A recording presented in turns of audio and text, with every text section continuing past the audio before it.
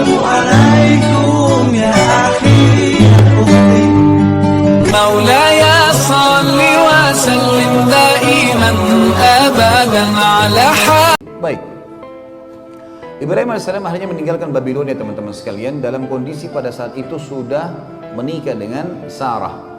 Dan Sarah alaihissalam tidak punya anak, karena beliau mandul. Hijrahlah Ibrahim alaihissalam ke Palestina. Babilonia ditinggalkan, hijrah ke Palestina, gitu ya. Tinggal di Palestina, dan ini menandakan Palestina masuk dalam lokasi dakwah beliau alaihissalatu wassalam. Dan kita perlu tahu teman-teman sekalian, semua nabi-nabi sebelum baginda Nabi SAW, sebelum Nabi Muhammad SAW diutus untuk wilayah-wilayah tertentu dan kaum tertentu saja. Ibrahim AS punya 3 lokasi. Babilonia yang akhirnya ditinggalkan karena sudah selesai masalah Namrud tidak mau beriman dan kaumnya pun banyak yang kufur. Kemudian Allah suruh hijrah ke Palestina. Kemudian di Palestina banyak orang yang mengikuti risalah Nabi Ibrahim AS, dan kita tahu ada pembangunan Masjid Aqsa di situ. Kemudian dan dibangun oleh Ibrahim AS. Kemudian beliau disuruh ke Mekah. Nanti akan kita jelaskan kisah panjang lebar munculnya kota Mekah. Dan ini juga adalah lokasi dakwah Ibrahim alaihi salatu wassalam.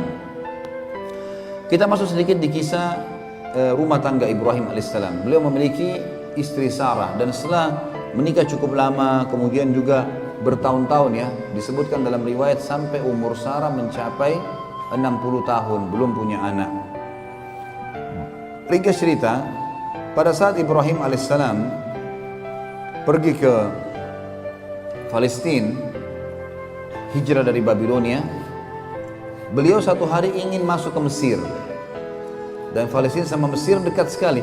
Ya, kalau kita lihat di peta, cuma dipisahkan, ada daratan kecil tapi dipisahkan dengan Laut Merah. Ya, dipisahkan dengan Laut Merah.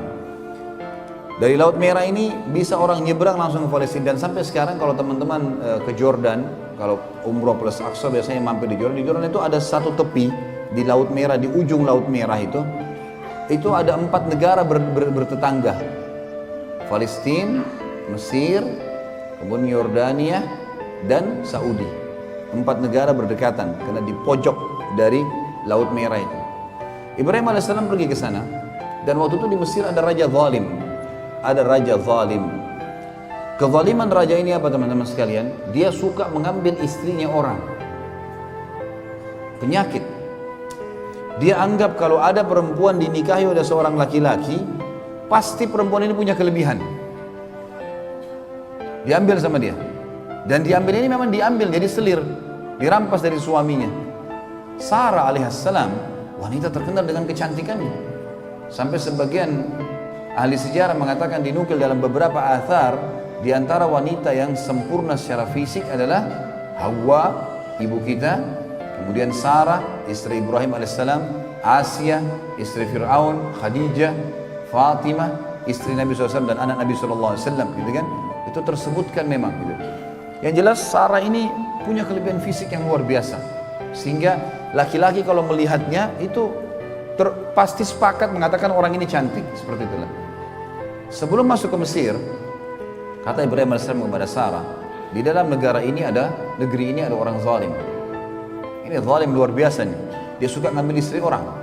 Jadi kalau kamu didekatin nanti oleh prajurit-prajurit. Jadi raja ini punya prajurit-prajurit ngeliling di jalan-jalan Mesir. Ada perempuan cantik, ditanya kalau ada laki-laki sebelahnya, siapa kamu? Suaminya. Langsung dibunuh suaminya, diambil, bawa ke raja. Seperti itulah, diambil secara paksa. Kata Ibrahim, nanti kalau kau ditanya siapa, katakan kau saudariku. Maksudnya saudari seiman. Karena ada ukhuwah Islamiyah gitu kan, ada persaudaraan dalam Islam. Islam ini agama yang satu, dari Adam alaihissalam sampai Nabi Muhammad alaihissalam, semua agama satu, Islam, tidak ada agama lain. Cuma ada pembaharuan syariat. Makanya kata Nabi SAW, saya dan semua nabi-nabi seperti orang yang satu induk. Satu induk, sama, cuma perbedaan hukum halal haramnya yang berbeda.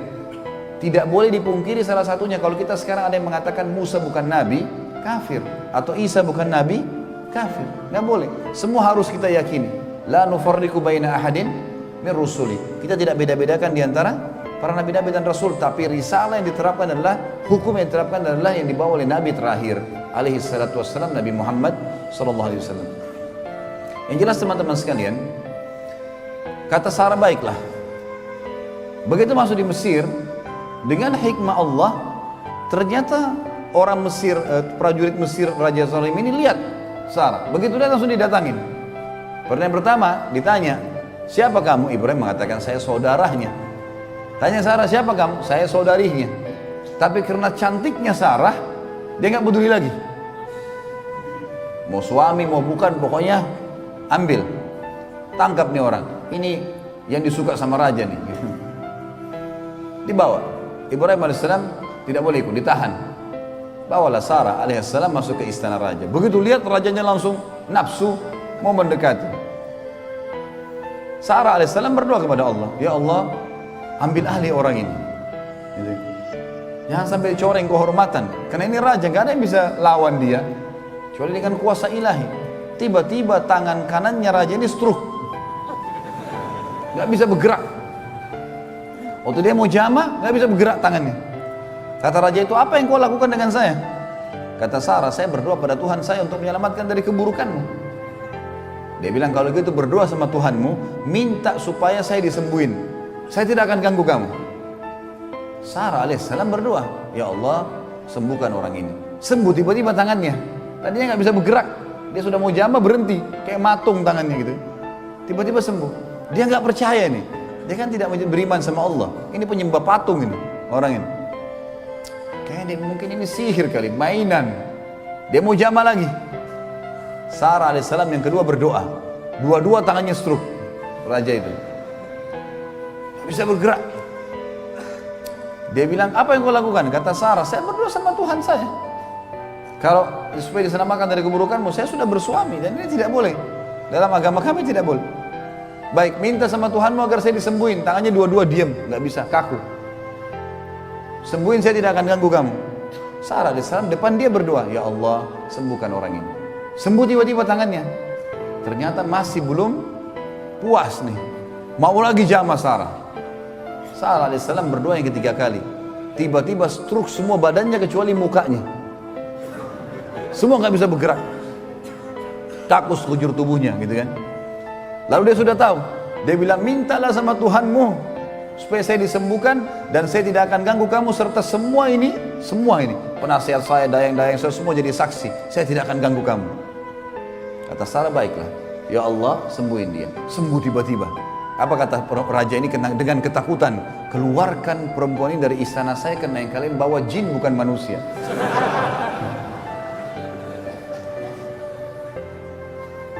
Keluar Sarah alaihissalam, merasa aman dikeluarkan, tapi raja ini ketakutan.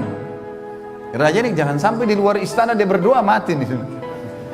Ini stroke gak ada lagi, tadi kan dia bisa minta disembuhin. Maka dia menghadiahkan salah satu budak wanitanya bernama Hajar. Raja Mesir ini menghadiahkan budak wanita bernama Hajar. Tentu ada ahli sejarah yang mengatakan ini anaknya raja itu. Untuk mengambil hatinya Sarah supaya jangan Sarah berdoa dia kena stroke lagi gitu.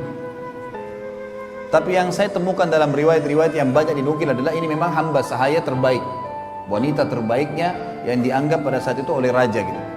Hadiahkan kepada Sarah, dan waktu itu umurnya setengah umur Sarah. Umur Hajar alaihissalam dan madunya nanti tentunya adalah Sarah alaihissalam ini setengah umur. Kalau saya tidak salah pada saat itu umur Ibrahim alaihissalam sudah sekitar 40 tahun tentunya ya. Kemudian umur waktu dinobatkan jadi nabi, waktu tadi dinobatkan jadi nabi Babilonia, kemudian cuma dalam berapa tahun berdakwah kemudian keluar ke Palestina. Jadi umur Sarah juga sekitar 30 tahun sekian, umurnya Hajar setengahnya. Pergilah Hajar bersama Sarah menjadi seorang pelayan melayani Sarah alaihissalatu wassalam sampai umur Sarah mencapai 60 tahun dan tidak punya anak.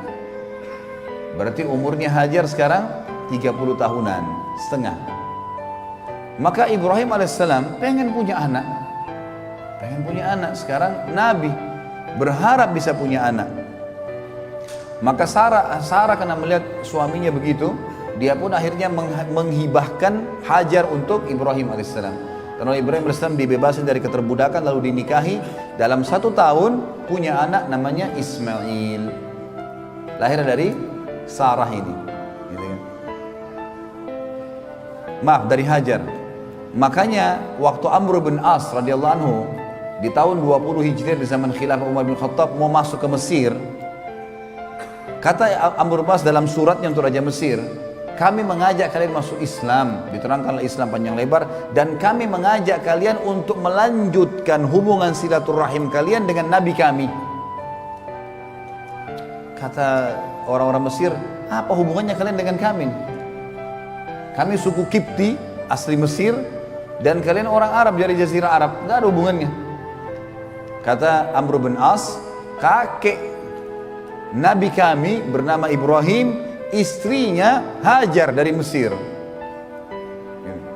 Dan juga Nabi Muhammad SAW memiliki salah satu wanita di bawah naungan beliau, Maria Qibtiyah radhiyallahu anha, adalah orang Mesir.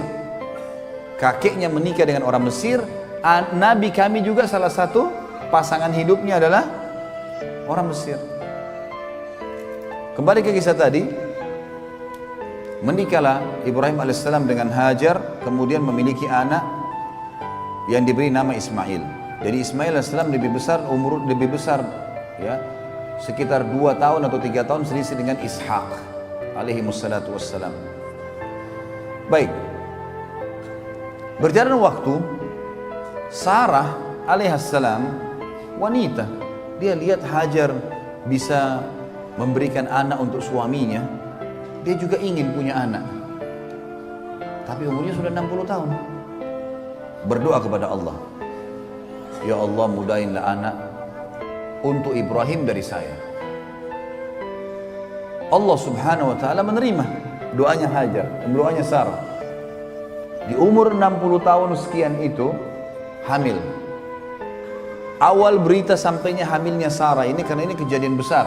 Ini hampir sama kejadian dengan istrinya Nabi Zakaria yang sudah 60 tahun mandul, tidak punya anak. Dijelaskan dalam surah Maryam, gitu kan. Yang jelas teman-teman sekalian, malaikat datang, dan waktu itu malaikat datang 2 orang diutus ke rumahnya Ibrahim alaihissalam di Palestina. 2 malaikat ini diutus untuk 2 hal yang penting. Yang pertama, menyampaikan berita gembira kalau Sarah akan hamil dan akan lahir Ishak menjadi nabi nanti. Yang kedua adalah mereka datang untuk menghancurkan kaum Lut. Waktu itu lokasi dakwanya Ibrahim alaihissalam, Babilonia tadi sudah ditinggalkan, sudah selesai karena memang misinya mereka tetap dalam keadaan kafir. Allah suruh pindah ke Palestina. Kemudian nanti akan kita lihat ada lokasi Mekah. Di antara Palestina dengan Yordania itu perbatasannya cuma sebuah lembah. Sampai sekarang kalau kita ke Yordan, kayak saya bilang tadi kasus orang umrah Palestina itu, kita kalau mau masuk ke Palestina sekarang yang sekarang dikuasai oleh Israel, kita lewatin lembah tuh, ada lembah. Lembah inilah memisah antara 2 negeri ini, dan dari dulu sudah ada lembah itu. Di Palestina lokasi dakwanya Ibrahim alaihissalam, di Yordania lokasi dakwanya Nabi Lut alaihissalam. Dan ini menandakan memang sesuai dengan sabda Nabi SAW, kalau nabi-nabi sebelum beliau diutus untuk kaumnya saja, untuk kaumnya, lokasinya. Jadi Jordan sama Palestina berdekatan, tapi di sini ada Lut, di sini ada Ibrahim alaihissalam. Dan penduduk Yordania cukup meyakini ada nabi namanya Ibrahim, tapi syariatnya dijalankan syariatnya Lut. Udah, begitu saja. Mereka harus saling yakin dengan masalah itu, percaya. Tapi perbatasan itu sama dengan Musa alaihissalam, sama dengan Khidir, sesama dengan mertuanya sendiri Shu'aib alaihi wassalatu wassalam. Nabi Shu'aib di Madian, Nabi Musa di Mesir dan Palestina, dan Nabi Khidir ada di Asia bagian di bagian Asianya Turki, gitu kan. Begitu pula Nabi Isa alaihissalam sezaman dengan sepupunya sendiri Nabi Yahya, pamannya Nabi Zakaria. Jadi memang nabi-nabi sebelumnya sezaman. Waktu itu kaum Nabi Lut berbuat homoseksual, dan sudah diingatkan Nabi Lut tidak mau. Dan belum pernah waktu itu diketahui homoseksual kecuali di zaman itu. Pada zaman itu tiba-tiba mereka menyimpang, karena ulama tafsir mengatakan mereka berusaha mencoba-coba dosa ini bahaya. Coba-coba rokok, coba-coba khamr, coba-coba zina. Coba ini bahaya. Mencoba akan membuat orang terbuka tameng dari dirinya untuk biasa melakukannya. Mereka lakukan homoseksual, lalu datang malaikat ini untuk menghancurkan mereka. Allah ceritakan dalam surah Dzariyat, surah nomor 51 ayat 24 sampai ayat 30. Surah Az-Zariyat surah nomor 51 ayat 24 sampai 30. A'udzu billahi minasyaitonir rajim. Hal ataka haditsu dhaifi Ibrahim al-mukramin idh dakhalu alayhi faqalu salama qala salamun qaumun munkarun faragha ila ahlihi fajaa bi'ijlin samin faqarrabahu ilayhim qala ala ta'kulun fa'awjasa minhum khifah qalu la takhaf وبشروه بغلام عليم فأقبلت امرأته في صرة فصقت وجهها وقالت عجوز عقيم قالوا كذلك قال ربك إنه هو الحكيم العليم. Sudah sampaikah kepadamu, hai Muhammad dan pengikutmu, cerita tentang tamunya Ibrahim, yaitu malaikat-malaikat yang dimuliakan. Ingatlah ketika mereka memasuki tempatnya Ibrahim, rumahnya, lalu mereka mengatakan salamun, keselamatan. Ibrahim menjawab salamun, untuk orang-orang yang tidak dikenal. Di sini menandakan teman-teman sekalian, malaikat pada saat itu dua ini datang dalam bentuk manusia, poster manusia. Kemudian mereka bertamu di rumah Ibrahim alaihissalam. Belum sempat, cirinya Ibrahim alaihissalam suka sekali dengan tamu. Beliau sampai dikatakan alaihissalatu wassalam, itu kalau dihidangkan makan oleh istrinya, pasti buka pintu, siapapun lewat dipanggil makan. Pasti, nggak pernah makan sendiri. Allahu alam dengan antum ini bagaimana. Selalu makan sama orang lain, nggak pernah sendiri. Maka waktu datang malaikat ini bilang salamun alaikum, kita assalamualaikum gitu kan. Nggak pakai nanya. Ibrahim alaihissalam cuma mengatakan waalaikumsalam untuk orang-orang yang asing, tidak dikenal. Lalu apa yang terjadi kata Allah? Maka dia pun tiba-tiba Ibrahim pergi diam-diam menemui keluarganya di dalam, disuruh tamunya duduk. Dia tidak tanya nih kalian siapa, segala nggak ditanya. Ini ciri orang beriman, nggak pakai nanya. Kalau kita dari depan pagar masih tanya siapa, mau apa. Orang suruh masuk dulu, kasih minum, kasih makan. Kalau dia tidak jelaskan apa tujuannya, nggak usah. Dia jelaskan baru sampaikan, itu adab menjamu tamu, wajibkan dalam Islam. Kata Nabi SAW, siapa yang mengaku beriman pada Allah dan akhir, dia harus menghormati tamunya. Menghormati, kata ulama, adalah mengikramnya dengan cara mempersilakan masuk, menghidangkan makan dan minum, bertersenyum di wajahnya tanpa bertanya.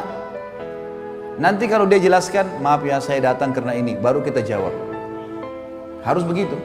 Ibrahim AS menjamu begitu, masuk langsung ke keluarganya, dan apa yang dia lakukan? Dia pun akhirnya menyembeli anak sapi gemuk. Ibrahim AS langsung menyembeli, langsung suruh istrinya masak. Setelah hidang, langsung dihidangkan ke tamunya. Nggak tahu tamunya ini siapa. Dihidangkan makan dulu. Lalu pada saat dihidangkan, kata Ibrahim kepada mereka, silakan makan.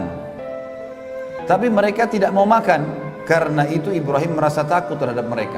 Dalam beberapa riwayat disebutkan, para malaikat pada saat mengarahkan tangannya ke makanan, itu tembus, nggak bisa makan. Maka Ibrahim merasa takut.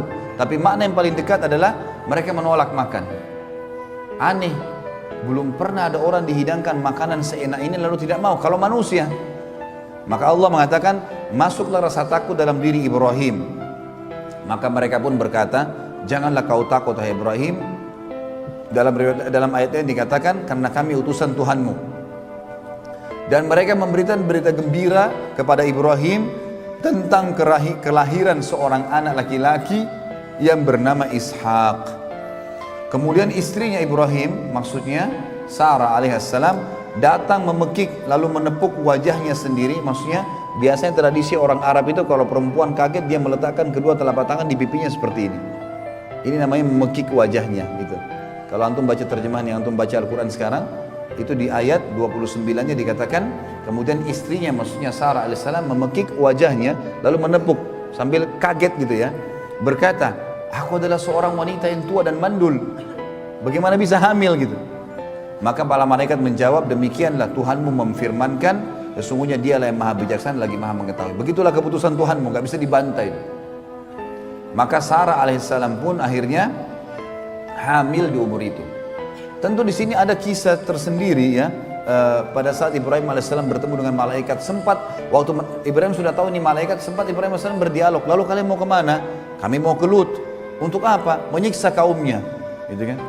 Karena mereka begini dan begitu. Ibrahim alaihissalam sempat berdialog, mengatakan apa? Tidak diberikan kesempatan kah? Tidak begini kah? Kesimpulan terakhir kata malaikat, hai Ibrahim, keputusan Tuhanmu tidak mungkin salah. Udah, pasti mereka akan dihancurin. Nanti teman-teman insya Allah, tolong didoakan, mudah-mudahan saya lagi ngatur, lagi merancang, ikhtiar gitu kan, menyusun kisah 25 Nabi dan Rasul. Dan insya Allah akan kita sampaikan dari Adam sampai Nabi Muhammad SAW. Ringkas, bukan ringkas lah ya, secara global mudah-mudahan semampu saya mengumpulkan itu. Dan kita akan ambil pelajaran-pelajaran dari para Nabi-Nabi dan Rasul. Karena sekarang sirah Nabi Alhamdulillah sudah hampir sempurna. Dan serial sahabat sudah ada 15 serial sahabat yang saya sudah bahas. Dan kita targetnya 100 sahabat, tinggal serial para Nabi-Nabi yang insya Allah kita bisa ambil dari mereka pelajaran. Baik, nanti akan ada kaum Nabi Lut dan kisah-kisah kaumnya, apa yang mereka lakukan, ayat-ayat semua berhubungan dengan masalah itu. Setelah Sarah alaihissalam melahirkan seorang anak yang bernama Ishak, Nabi Ibrahim alaihissalam akhirnya sekarang memiliki 2 orang anak. Ismail dari istri kedua Hajar dan Ishak dari istri pertama Sarah alaihissalatu wassalam. Datang perintah Allah subhanahu wa ta'ala kepada Ibrahim alaihissalam pada saat itu untuk membawa istri keduanya Hajar bersama dengan anaknya Ismail ke sebuah lembah yang sangat jauh dari Palestina. Itulah Mekah. Waktu itu tidak ada manusia teman-teman, tidak ada manusia, nggak ada pohon, lembah. Jadi kalau kita lihat gambar aslinya, itu ada beberapa gambar diilustrasikan, digambarkan oleh para sejarawan yang ada di Mekah. Sekarang ada di beberapa museum diletakkan. Itu Ka'bah dulu berada pas di lereng gunung, di sebuah lembah. Jadi itu kalau hujan pasti banjir. Karena di sekitarnya itu ada 2 gunung besar, As-Suwaida dengan Abi Kubais, gunung yang sangat besar. Ini lembah tengah-tengah, dan dulu tidak ada Ka'bah, nggak ada pohon, nggak ada kehidupan. Nanti kita akan bacakan ayatnya. Pada saat itu perintah Allah SWT mutlak kepada Ibrahim AS, bawa istrimu Hajar dengan Ismail ini ke wilayah tersebut. Dipandulah Ibrahim AS. Ibrahim AS berkata pada istrinya, siap-siaplah ikut dengan saya. Ikutlah Hajar, patuhan pada suaminya. Dan kita lihat nanti di sini bagi teman-teman yang berumah tangga, ambil ibrah dari para nabi-nabi ini. Luar biasa mereka dalam berumah tangga. Bagaimana suami patuhnya sama Allah, bagaimana istri patuh dengan suaminya pada hal yang membantu untuk mendukung perintah Allah itu, bukan pada kemaksiatan. Dan apa nanti yang didapatkan oleh Hajar karena dia patuh sama suaminya. Lihat bagaimana banyaknya pahala yang dia akan panen. Pergilah Hajar tanpa bertanya, subhanallah. Ini disebutkan dalam para ulama mengatakan adab istri begini. Suaminya bilang ikutlah, nggak pakai nanya, ikut duluan. Karena suaminya nggak jelasin, dan dia sudah memang di sini patokannya adalah suaminya soleh. Karena Ibrahim AS Nabi.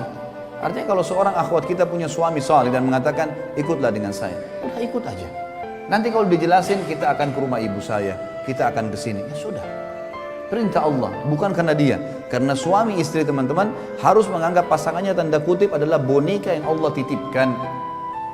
Ini setiap kita laki-laki di sini harus menganggap istri kita adalah boneka tanda kutip yang Allah titipkan. Ini istrimu ya, saya jadikan sebagai istrimu, sudah halal kemaluannya dengan kalimat akad, maka dia punya hak, naungi dia, didik dia, berikan nafkah, penuhi kebutuhannya. Karena saya, karena Allah, bukan karena dia, maka saya akan berikan pahala, mati masuk surga. Di sana akhwat kita juga begitu. Ini suamimu ya, ini tanda kutip boneka yang saya titipin. Layani dia, penuhi kebutuhan biologisnya, makanannya, pakaiannya, cuci segala macam, pakai masakannya, segala macam. Karena saya akan kasih balasan. Tinggal sabar sampai mati sudah dapat balasan. Ini variabel-variabel hukum yang harus kita paham. Jadi kita berbuat baik pada mereka, anak kita, orang tua kita, semua ini Allah yang berikan hubungan variabel dan ada bentuk ketaatan kepadanya. Harus difahami. Hajar alaihissalam pergi. Dikatakan dalam sebuah athar, sepanjang jalan Hajar nggak pernah nanya mau kemana hai suamiku, nggak pernah nanya. Ibrahim AS istirahat, disiapin makannya, dilayani jauh. Palestina ke Mekah teman-teman dengan dengan kuda tercepat sebulan perjalanan. Kuda tercepat. Ibrahim AS dari Palestina ke Mekah waktu itu pakai unta. Lebih lama lagi. tiba di lembah itu, belum ada Ka'bah. Karena perlu kita tahu ya, Ka'bah ini teman-teman dibangun pertama oleh Adam alaihissalam bersama dengan anaknya Syith alaihissalam. Syith adalah anak Adam yang sangat saleh, terkenal. Tulisannya Shin Ya Tha, Syith.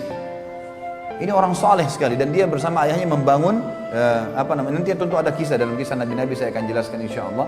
Maka Syith ini membangun Ka'bah bersama ayahnya. Tapi pada saat terjadi banjir besarnya Nuh alaihissalam yang dikenal dengan kiamat kecil, habis semua termasuk Ka'bah, bangunannya hancur. Karena semua bumi ini hancur, tenggelam dengan air, dari bumi dikeluarkan air, dari langit juga hujan air. Semua hancur kecuali yang ada di atas kapalnya ya, Nuh alaihissalam. Sebagaimana dijelaskan, nanti ada kisah juga, kisah Nabi Nuh panjang lebar masalah itu tentunya. Yang jelas teman-teman sekalian, yang tertinggal adalah pondasi Ka'bah. Diistilahkan dalam Al-Quran Bakkah, Bibakkah, gitu kan? Ada ulama tafsir mengatakan adalah Mekah, ada yang mengatakan adalah makna daripada pondasi dasarnya Ka'bah. Tinggal pondasi itu. Ibrahim alaihissalam itu seorang nabi, sudah dijelaskan oleh Allah yang maha tinggi dan maha pemurah itu melalui Jibril tentang masalah kota ini. Tiba di Mekah, di lembah itu tidak ada lihat apa-apa karena pondasi Ka'bah pun tertutup dengan padang pasir, lembah kosong, tidak ada tanaman sedikit pun. Maka yang terjadi apa teman-teman sekalian? Ibrahim alaihissalam mengatakan kepada Hajar, turunlah di sini, turunlah di sini, ya. Dan di sini aku akan meninggalkanmu. Ibrahim alaihissalam setelah mengucapkan kalimat itu teman-teman sekalian, membalikkan untahnya mengarah ke Palestina. Cuma itu kalimatnya. Saya akan meninggalkan kau di sini, tinggallah, saya akan pulang. Gak bicara yang lain, langsung arahkan untahnya. Hajar di sini sebagai manusia muncul sebuah pertanyaan.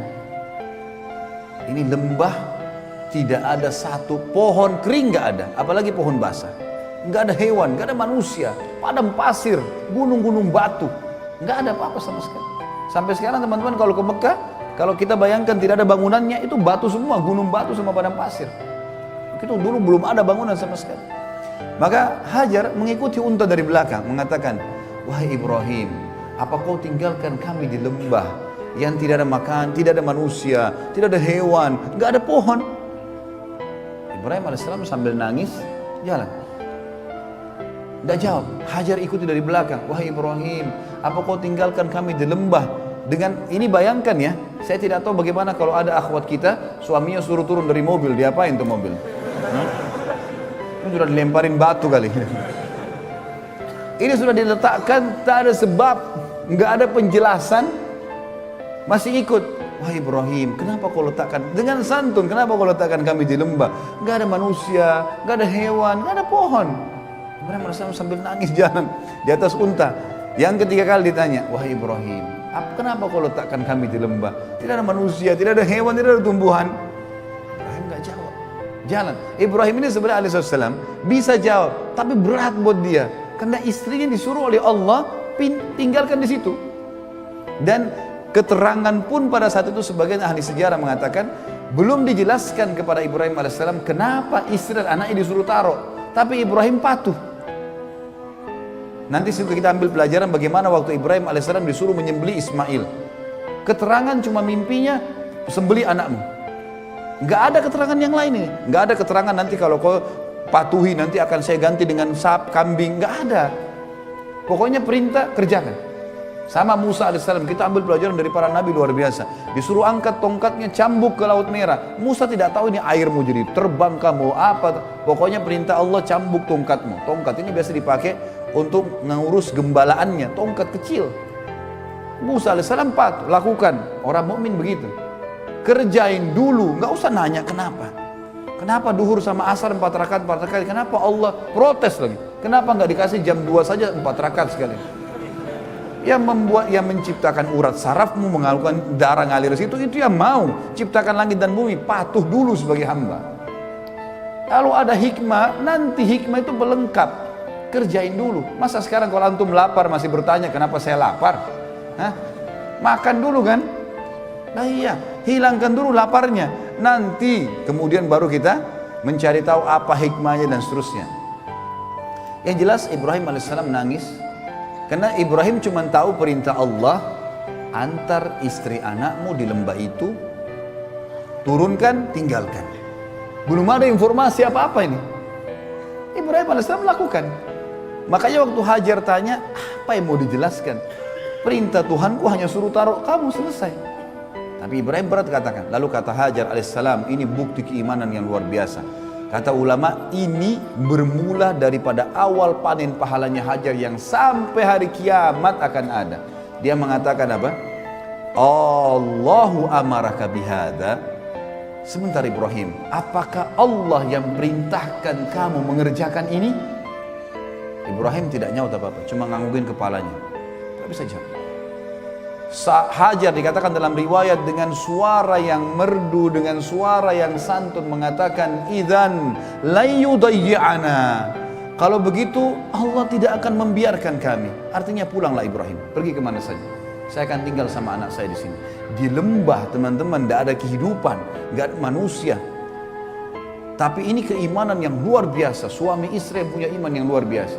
Ibrahim AS pulang sambil nangis. Di tengah jalan tentu dia berdoa, ya Allah, aku tinggalkan keluargaku di sebuah lembah, nggak ada manusia, nggak ada hewan, nggak ada, dikatakan dalam Al-Quran, biwadin ghairi dzi zara', di sebuah lembah yang tidak ada dzi zara'. Dzi ini teman-teman dalam bahasa Arab atau zu digunakan untuk menunjukkan sesuatu yang melampaui batas.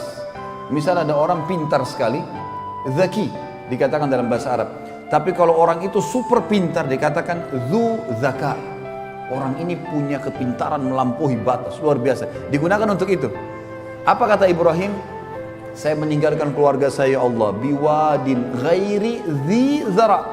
Di sebuah lembah tidak ada zara', tidak ada daun batang pohon kering, nggak ada.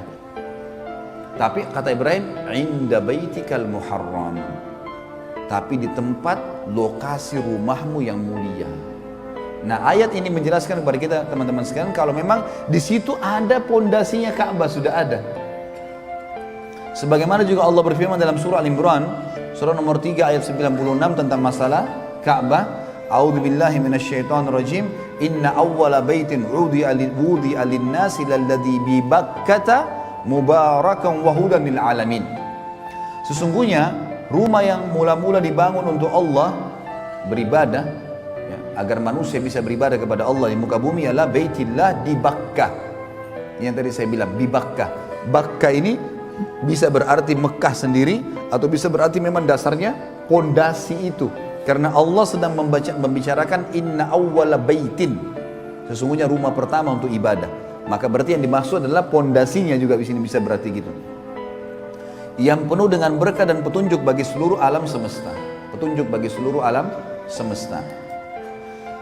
Kemudian teman-teman sekalian, setelah Ibrahim AS berdoa begitu, Ibrahim melanjutkan banyak tentu dalam ayat Al-Quran, ya, yang dikatakan ya Allah, mereka untuk mendirikan sholat, mereka untuk menunaikan zakat, utuslah kepada mereka manusia-manusia yang datang kepada mereka, ya, supaya bisa hidup, jangan mereka sendirian gitu. Tentu kita tinggalkan dulu kisah Ibrahim alaihissalam. Saya mau tutup teman-teman dengan kisah Hajar. Tentu insya Allah nanti malam ada sesi 2-nya kan. Ya. Ini kalau antum mau ikutin tidak selesai-selesai nih kan, panjang nih ceritanya. Kita teman-teman sekalian, Hajar alaihissalam waktu ditinggal, manusia, seorang ibu, dia mulai lihat bekal airnya. Zaman dulu orang kendi dibuat dari kulit hewan, kulit unta, kulit kambing, kecil. Artinya beberapa sedotan habis. Waktu itu Ismail alaihissalam masih dalam susuan, baru setahunan umurnya, gitu kan. Maka Hajar alaihissalam melihat di sekitarnya, coba ikhtiar sebagai manusia, ada nggak manusia, ada nggak kafilah lewat, ada nggak apa pohon bisa bernaung. Yang beliau lihat di situ gunung yang dia bisa jangkau. Tentu Mekah ada 2 gunung besar, As-Suwaidah dengan Abi Qubais. Ini sulit, terlalu besar untuk dinaikin. Tapi ada gunung di situ, Safa dan Marwah. Gunung Safa dan Marwah. Ini bukit, gunung bisa terjangkau, bisa manusia bisa naik. Maka Hajar supaya bisa lihat dari jarak jauh, dia naik ke Safa. Naik ke Safa, dia lihat ke arah Marwah. Marwah cukup jauh yang kita tahu kan, itu kurang lebih 1 kilo jaraknya. Maka dia lihat ke sana. Nah teman-teman sekalian, di padang pasir, memang ini sudah menjadi sesuatu yang ilmiah pun sudah diteliti. Jadi ada fata morgana. Antum kalau melihat di padang pasir, teman-teman kalau pernah di Dubai, pernah di Saudi, di musim panas, kita kalau lagi jalan di jalan rayanya, itu dari kejauhan kita seperti lihat ada genangan air. Padahal nggak ada air. Itu fata morgana saja. Jadi itu rupanya pantulan dari wilayah lain yang ada air dengan cahaya matahari, dengan hikmah Allah SWT. Maka Hajar alaihissalam lihat ke arah gunung Marwah. Beliau lihat di sana ada genangan air, pantulan dari tempat lain gitu. Maka Hajar alaihissalam melihat di sekitarnya semua padang pasir, sana genangan air di Marwah. Dia turun dari gunung Safa menuju ke Marwah. Di tengah-tengah lembah, beliau berlari kecil untuk membantu dirinya supaya bisa naik ke Marwah. Naiklah ke atas. Naik ke Marwah nggak ada air. Dia balik lagi arah matanya ke arah Safa. Dilihat di Safa ada air. Turun lagi dari Marwah ke Safa. Di tengah-tengah lembah lari lagi untuk naik ke Safa. Begitu terus sampai 7 kali. Dan subhanallah, karena keikhlasan Hajar alaihissalam, ini yang saya bilang teman-teman, kadang-kadang pelajaran seperti ini jarang disinggung. Karena keikhlasan mematuhi perintah Allah pada suaminya dan patuh pada suaminya, kemudian dia berusaha ikhtiar mencari sesuatu buat dirinya hidup, Allah menjadikan perbuatannya itu abadi sampai menjelang hari kiamat. Kenapa? Karena Allah jadikan semenjak itu di syariat Ibrahim alaihissalam, di syariat semua nabi-nabi sesudahnya, dan syariat Nabi Muhammad SAW, sampai hari kiamat terjadi sebuah hukum di haji dan umrah, Safa dan Marwah, sa'i. Artinya setiap orang yang sa'i dipanen pahalanya oleh Hajar alaihissalatu wassalam. Saya subhanallah setiap kali sa'i, saya melihat orang, ribuan orang. Sekarang di Masjid Haram 24 jam. Tidak pernah kosong tempat sa'i itu. Sampai dibuat 3 lantai. Ada lantai basement, ada lantai 1, ada lantai 2-nya. Ya. Itu sampai penuh semuanya orang sa'i. Saya berpikir, berapa banyak pahalanya Hajar alaihissalam. Karena dia pemicunya kan. Gara-gara itu keluar sebuah hukum. Allah hormati, dikekalkan. Sebenarnya nanti kita lihat juga, waktu Ibrahim alaihissalam bangun Ka'bah, bekas pijakan kakinya disuruh orang sholat di belakangnya. Kan gitu. Ini karena menghormati bagaimana perjuangan-perjuangan mereka dalam agama. Bagaimana Allah menilai itu. Tinggal butuh patuh saja. Semua bekas kepatuhan dengan keikhlasan akan berbekas menjadi amal jariah yang besar. Itu poin yang harus disadari teman-teman sekalian. Maka Hajar alaihissalam setelah 7 kali bolak-balik ternyata sama, nggak ada. Dan sekarang menjadi sebuah hukum. Dari Safa ke Marwah itu selalu hitungannya ganjil tentunya. 1, 3, 5 dan 7. Dari Marwah ke Safa yang genap. Putaran kedua, putaran keempat dan putaran keenam. Karena kalau saya pandu jemaah haji atau jemaah umroh saya bahasakan begitu. Supaya nggak lupa, pokoknya dari Safa ke Marwah selalu putaran kita yang ganjil tuh. Yang 1, 3, 4, 1, 3, 5, 7. Dan Marwah ke Safa itu yang genap, 2, 4, dan 6 gitu. Dan di tengah-tengah lembah, sekarang oleh Saudi tentunya sudah ditutup pakai marmer ya. Dulu itu agak cekung, tapi sekarang sudah ditutup marmer, jadi sudah mulai agak rata, dan di situ ditaruh lampu warna hijau. Ditaruh lampu hijau untuk menjelaskan kalau dulu Hajar di sini berlari kecil, dan kita sunnahnya berlari kecil. Kalau laki-laki disuruh berlari, kalau perempuan ya mempercepat langkahnya atau berlari kecil yang kita bahasakan tadi. Baik, setelah 7 kali teman-teman bolak-balik ternyata ini adalah fata morgana, nggak ada air, maka Hajar pun ambil ikhtiar untuk kembali ke arah anaknya. Waktu itu Ismail AS ditaruh di tanah, jadi tinggalkan di sebuah tempat yang disusun batu-batu dari padang pasir di sekitarnya untuk menaungin minimal dari panas. Yang terjadi waktu dia kembali alaihissalatu wassalam, dia melihat di sebelah kakinya Ismail alaihissalam ada mata air. Ada 3 riwayat yang menjelaskan masalah itu, yang 2-nya masih didoifkan para ulama, yang 1 disahihkan. Yang pertama dikatakan air itu keluar dari sentakan kakinya Ismail pada saat menangis, dan ini dilemahkan. Ada riwayat kedua mengatakan keluar dari telapak kakinya untahnya Ibrahim alaihissalam, ini juga dilemahkan.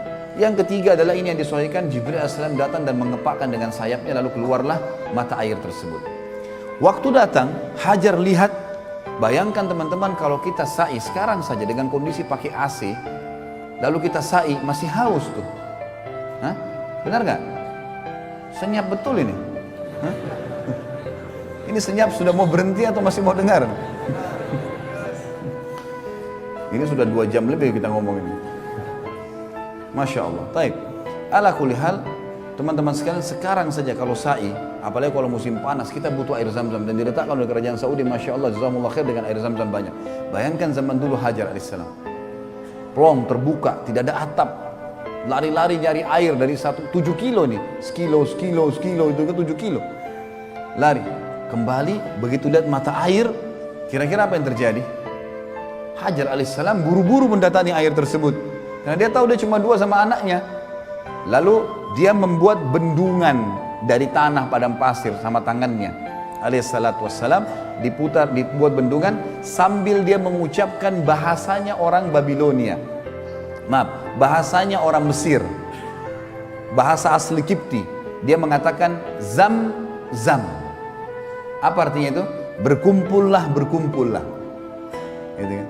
Kata ulama, karena ucapan kalimatnya saja ini Hajar alaihissalam, ini pelajaran kedua, amal jariah yang besar. Semenjak kalimat zam-zam keluar dari mulut setiap orang, Hajar panen pahalanya. Lihat ibrah yang luar biasa gitu. Bagaimana orang panen pahala hanya karena ketulusan kepada Allah. Sedikit bergerak, pahalanya berlipat-lipat gitu. Tentang sholat duha misal, saya kasih contoh keluar dari sini. Kata Nabi SAW, di dalam tubuh manusia ada 360 sendi. Kalau dia harus bersedekah untuk 360 sendinya sebagai tanda syukur kepada Allah agar sendi-sendinya bisa bagus, bertahan. Dan 2 rakaat sholat duha menutupi sedekah 360 sendi. Mana bisa berimbang 2 rakaat sholat duha 5 menit ya, menutupi sendi kita yang 360 sendi semuanya aman. Seharian itu dijamin sampai besok lagi. Gak berimbang. Hadis Muslim yang ini dikatakan, siapa yang berpuasa 1 hari untuk Allah, gitu kan, Allah akan jauhkan dari neraka sejauh 70 tahun. Kan sedikit bergerak, balasannya luar biasa. Lalu kenapa antum tidak berbuat amal saleh? Ayo. Hajar al-Islam cuma mengatakan zam zam, ditutup. Apa kata Nabi SAW dalam hadis Bukhari? Semoga Allah merahmati ibunya Ismail. Kalau dia tidak menahannya, tidak membuat bendungan tadi, maka zam-zam akan menjadi lautan yang luas. Subhanallah teman-teman, kalau antum tahu zam-zam itu luar biasa. Sumur dibuat oleh kerajaan Saudi, maksudnya di sumur itu dirapiin lah ya sekitarnya. Itu ada ditaruh tanda gitu. Air zam-zam ini tiap hari berapa juta kubik tuh diambil. Berapa banyak orang yang minum? Bukan cuma orang Mekah, ini kalau sumur biasa sudah kering gitu kan. Itu dikuras teman-teman, diambil, airnya akan turun hanya sampai ke garis itu. Nggak pernah sampai habis ke mata airnya, nggak. Ini dikuras dengan alat sedot yang kuat ya, itu cuma kurang sampai di situ. Dan kalau dia setelah itu hanya hitungan, kalau nggak salah saya baca itu 11 menit. Diadakan penelitian, 11 menit kemudian teman-teman sekalian, dia akan kembali ke titik yang sudah ada di bibir sumur itu. Tidak pernah lebih, tidak meluap. Selalu ada di situ dengan hikmah Allah. Luar biasa zam-zam itu. Makanya kata Nabi SAW, zam-zam liman syuribalah. Bukan cuma itu, zam-zam sesuai dengan niat orang yang meminumnya. Sampai Imam Syafi'i mengatakan apa? Saya minum zam-zam dengan minta 3 hal. Minta agar panahan saya tidak meleset. Jadi beliau hobi berburu, gitu kan? Beliau mengatakan saya minum zam-zam minta agar panahan saya tidak meleset, dan sebenarnya itu tidak pernah meleset panahan saya. Yang kedua, saya minta agar dijadikan sebagai ulamanya muslimin. Saya pun tidak kenal Imam Syafi'i rahimahullah. Dan yang ketiga, saya minum zam-zam minta masuk surga. Orang faham, ulama faham tentang masalah hadis Nabi SAW, zam-zam luar biasa. Dan semenjak orang minum zam-zam ya, maka Hajar pun panen pahalanya. Jadi penyebutan namanya sendiri, air zam-zam itu sudah cukup. Dia menyebutkan. Kemudian Ismail AS diberikanlah minum oleh Hajar AS. Kemudian setelah minum teman-teman sekalian, pada waktu itu juga, ini di pagi hari, pada waktu itu juga terjadilah sebuah kejadian kecil. Kejadian kecil ini teman-teman sekalian adalah pecahnya bendungan Ma'rib. Sekarang Mekah kita tinggalin dulu, perjalanan Ibrahim AS kita tinggalin dulu. Kita sekarang lihat sebuah kejadian yang berhubungan dengan itu. Kejadiannya adalah di Yaman, di negeri Yaman, dulu itu ada kehidupan yang subur sekali. Mereka punya bendungan namanya Saddul Ma'rib. Terkenal sekali Saddul Ma'rib. Maka mereka dulu saking suburnya ada bendungan yang Allah kasih mereka ilmu untuk itu. Di sisi kanan dan kirinya itu penuh dengan segala jenis tumbuh-tumbuhan, sayur-sayuran, dan segala jenis buah-buahan. Sampai mereka tuh termasuk negara yang orang kalau mau coba segala macam buah-buahan atau sayur pasti ke Yaman zaman itu. Di zaman Ibrahim alaihissalam. Berjalan waktu mereka kufur kepada Allah, tidak bersyukur, maka Allah hancurkan bendungan mereka. Saddul Ma'ribnya hancur. Pada saat Saddul Ma'rib hancur teman-teman sekalian, yang terjadi adalah semua kebun-kebun mereka yang buah-buahan dan sayuran diubah oleh Allah menjadi pohon-pohon sidir, pohon-pohon sidir ya, bidara yang tidak ada buahnya dan durinya banyak, serta pohon-pohon cemara. Jadi nggak berfungsi lagi. Akhirnya apa yang terjadi? Mereka keluar, suku-suku Arab pertama kali keluar waktu itu dari negeri Yaman. Belum pernah keluar. Tidak ada suku Arab di dunia dulu kecuali di situ. Dan perlu saya kasih bawahi tadi, Ibrahim alaihissalam bukan dari turunan Arab, dari suku Babilonia, gitu kan? Hajar dari suku Kipti di Mesir. Nanti akan kita jelaskan teman-teman, akan ada awal mula keluar istilah Arab asli dan Arab musta'ribah. Ini secara histori tentunya, ya. Ada Arab yang asli, ada Arab yang terarabkan. Semua orang yang menikah dengan turunan Arab atau orang yang menggunakan bahasa Arab, maka dikatakan orang Arab. Contoh misal, Irak itu tadi saya bilang asli Babilonia. Kenapa sekarang bisa dikatakan negeri Arab? Karena bahasanya bahasa Arab. Dan pada saat Sa'ad bin Abi Waqqas radhiyallahu anhu menembus Persia, Irak, Iran, Afghanistan, Rusia, maka yang terjadi adalah wilayah Irak ini banyak menikah dengan para sahabat, masyarakat setempat, dan jadilah mereka negeri Arab. Negara-negara yang tidak menggunakan bahasa Arab seperti Iran, dulunya juga takluk di tangan kaum muslimin. Rusia tidak dikatakan negeri Arab. Mesir juga sisi lain adalah suku Kipti. Karena waktu Amr bin As radhiyallahu anhu masuk tahun 20 Hijriah ke Mesir, kemudian banyak sahabat yang menikah dengan orang-orang asli sana, lalu sampai sekarang mereka menggunakan bahasa Arab di negaranya, maka dikatakan Mesir negara Arab. Sama dengan negeri Syam, Palestina. Palestina itu bukan asli orang Arab sebenarnya. Maaf, di Palestina ada asli orang Arab memang. Mereka kalau mereka itu dari suku Adnan, ya. Dari turunan Ismail AS, nanti setelah kita jelaskan masalah pernikahan beliau dengan salah satu dari anak kepala suku Jurhum. Kemudian ada Yordania. Yordania itu bukan negara Arab tadinya. Libanon, Syria, ini semua tidak menggunakan, tapi karena menggunakan bahasa Arab setelah menikah juga dengan sahabat atau para sahabat yang dipimpin oleh Abu Ubaidah bin Jarrah dan Khalid bin Walid radhiyallahu anhu di perang yang terkenal banyak sekali di sana, peperangan penembusan negeri Syam, maka mereka jadi bahasa Arab. Sama juga dengan Tunis, Jazair, Maroko, tiga ini terkenal dengan suku Barbar, asli suku Barbar. Tapi karena berbaur dengan sahabat, menikah dan seterusnya, hanya menggunakan bahasa Arab dikatakan negeri Arab. Baik, awal mulanya suku Arab keluar dari Yaman karena hancurnya Saddul Ma'rib. Keluarlah suku pertama, waktu itu namanya suku Jurhum. Suku Jurhum, ya. Suku Jurhum ini teman-teman sekalian adalah suku yang besar, jumlahnya banyak orangnya. Keluar dari Yaman. Mereka tujuannya, kalau saya ibaratkan mungkin kotak ini ya, kotak mihrab kita ini adalah Jazirah Arab, peta Jazirah Arab. Maka Yaman itu berada di selatan, di bagian bawah, dan negeri Syam, Palestina, Yordania, Libanon dan Syria di utaranya, di atas. Jadi orang-orang Yaman, suku Jurhum ini mau pergi ke negeri Syam, karena negeri Syam ini teman-teman sekalian negeri yang subur. Pernah tadi saya jelaskan kan, sampai kalau jalannya pun pecah, itu keluar pohon apel, nggak ditanam, nggak diapa gitu, saking suburnya. Mereka hancur bendungannya, mereka mau pergi sana. Nah, di tengah-tengah antara Yaman sama negeri Syam, ada Mekah, Madinah, di tengah-tengah. Madinah lebih dekat dengan negeri Syam, Mekah lebih dekat dengan negeri Yaman. Makanya nanti kita akan pelajari dalam sejarah kita teman-teman sekalian di sini, sejarah Nabi SAW, itu kafilah-kafilah Quraisy. Kalau mereka belanja ke negeri Syam, ya, mereka kalau pulang harus lewat Madinah.